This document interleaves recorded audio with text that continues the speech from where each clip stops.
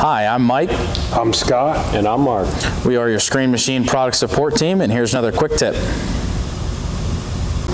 Hi, in this video we're going to go over the maintenance log on your 516T Screen Machine Spyder.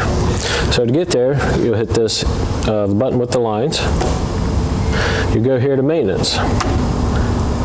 Now here it'll tell you all your bearings that need greased, and the intervals and how many pumps of grease. So let's say today you did your screen bearings, you changed some hydraulic oil filters, and you greased your drivetrain chain. If you hit these,